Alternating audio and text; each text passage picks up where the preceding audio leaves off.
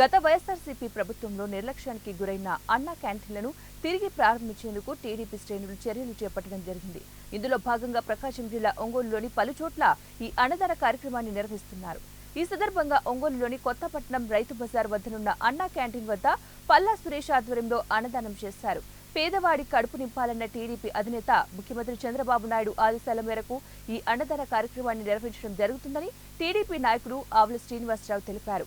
5 ఏళ్ల పాటు ఈ అన్నదాన కార్యక్రమం కొనసాగిస్తామని ఆయన అన్నారు. ఇంకా ఈ కార్యక్రమంలో పలువురు టీడీపీ నాయకులు కూడా పాల్గొన్నారు.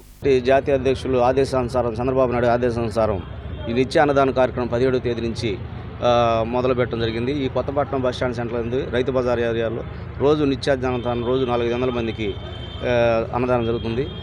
ఈరోజు 5వ డివిజన్ తరపున పల్లా సురేష్ అని ఈరోజు స్పాన్సర్ చేయడం జరిగింది.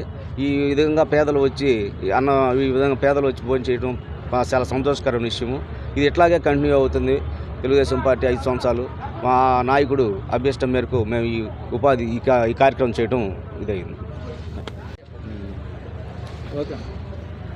మా జాతీయ అధ్యక్షులు శ్రీ నారా చంద్రబాబు నాయుడు గారి ఆదేశం మేరకు ఈ ఆంధ్రాలో ఉన్నటువంటి మొత్తం అన్నా క్యాంటీన్ల వద్ద అన్నదాన కార్యక్రమం చేయటం మొదలుపెట్టాము.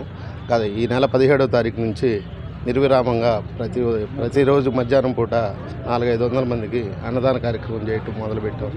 ఈ కార్యక్రమం ఇలాగే జరగాలంటే దాతలు కూడా ముందుకు వచ్చి ఈ కార్యక్రమాన్ని జయప్రదం చేయవలసిందిగా కోరుకుంటున్నాం. ఈరోజు దాతలు మా ఫ్రెండు పల్లా సురేష్ బాబు,